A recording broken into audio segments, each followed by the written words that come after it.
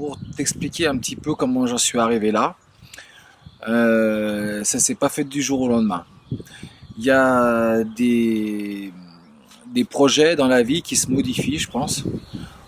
Et petit à petit, eh ben tu peux sortir de ta zone de confort, tu peux revoir un petit peu aussi à la baisse tes ambitions, comme on dit. Moi, j'étais dans un pseudo-équilibre à peu près, genre au milieu de ma carrière professionnelle, au milieu de ma vie, là, à 40 ans.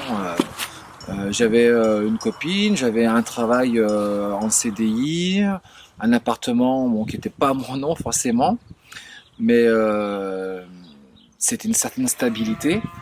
Il fallait que je garde ma voiture le soir dans le quartier. Et puis il y a eu une rupture sentimentale. J'avais pas mal de copains qui étaient dans des luttes pour la planète, ou dans des luttes sociales, dans des luttes pour aider les gens, pour diminuer les injustices. Et le militantisme aussi, tu croises des belles personnes, et parmi elles, il y en a qui squattent. Et le squat, c'est un vrai art de vivre. Je me suis retrouvé à squatter au début. C'était une petite aventure super sympa. Et puis, comme tout a une fin, avec les expulsions, la suite, ben, ça a été, j'ai pensé à la colocation. Alors,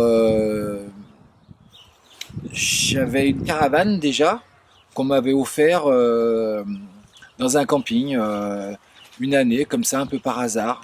Des gens trop âgés, une caravane qui valait pas grand-chose et que j'ai commencé à retaper. Et du coup, je suis arrivé à la colocation avec ma caravane. Il a l'air d'être tranquille en plus. Juste celle-là. Une corde, pour la petite pause.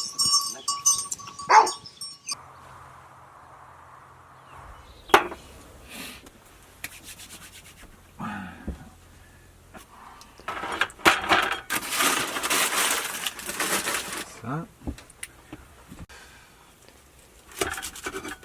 Alors, comme tu l'as compris, il y a une ferme à côté avec une famille qui vit de l'agriculture. On me demande rien. En fin de compte, moi, je sers à rien ici. Je fais peut-être à la limite un peu le gardien quand il y a des vaches qui s'échappent.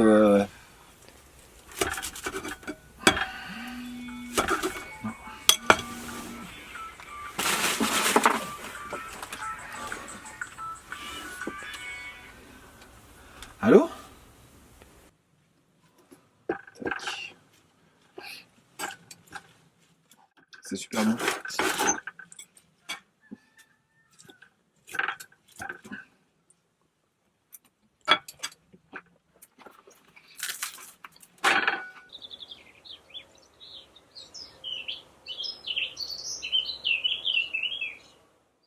Moi, je suis raccordé avec une rallonge de 100 mètres et la lumière, ça reste des petites consommations de genre 20 à 25 watts maximum, un peu pour l'ordinateur de temps en temps, et en hiver, un petit chauffage, un 500 watts.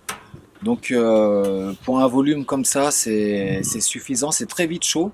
Il y a plus 15. C'est-à-dire que si dehors il fait moins 10, dans la caravane, j'ai 5. L'isolation est très mauvaise, hein.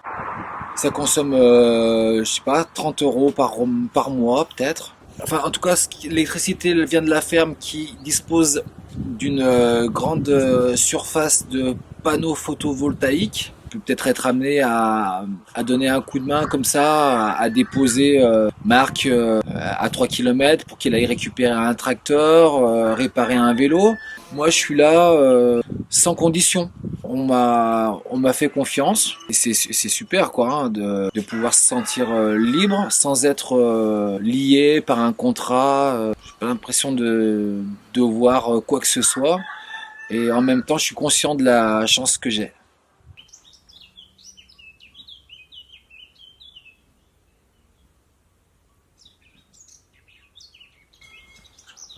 Ma journée type, c'est pas facile à décrire parce que c'est toujours un peu différent.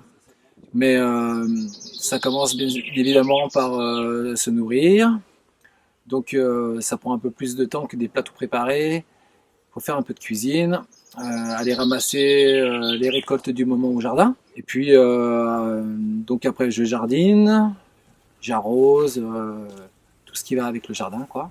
Au niveau du bricolage, il y a toujours quelque chose à faire, réparer une étagère. Il y a les brebis à sortir pour qu'elles aillent se dégourdir les jambes et puis manger de la bonne herbe.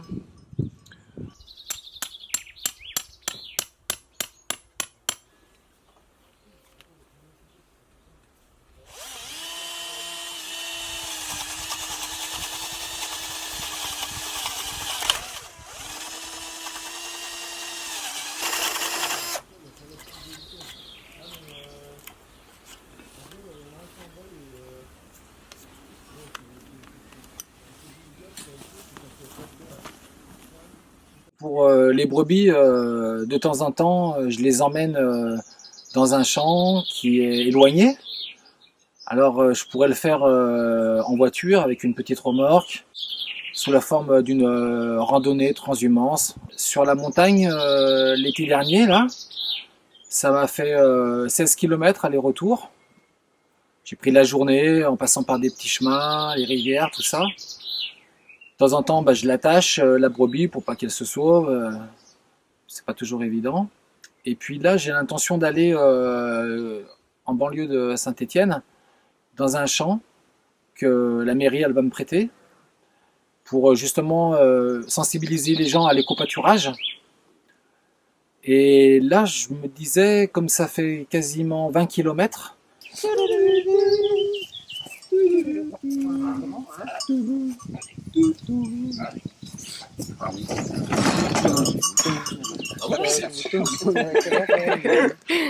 va les copains? Joli.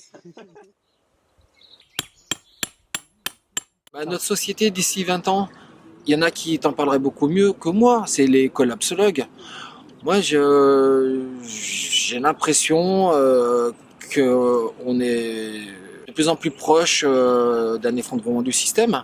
Les gens commencent à envisager l'autonomie, même si en fait le gros problème, c'est les masses qui, elles, pour l'instant, sont pas très inquiètes, vivent en ville et se rendent pas compte que la nourriture dans les supermarchés, elle sera pas toujours accessible. Il y a des possibles chocs géopolitiques avec la Chine, avec la Russie. On ne sait pas comment ça va se passer. Il peut y avoir une catastrophe nucléaire. Il peut y avoir du terrorisme aussi, un terrorisme différent auquel on ne s'attend pas. Ce qui est bien, c'est que je pense qu'on a pris conscience un petit peu de la préservation de nos campagnes. Mon monde, c'est-à-dire localement, je pense que ça va être encore vivable, hein, malgré bien sûr des épisodes climatiques radicalement compliqués.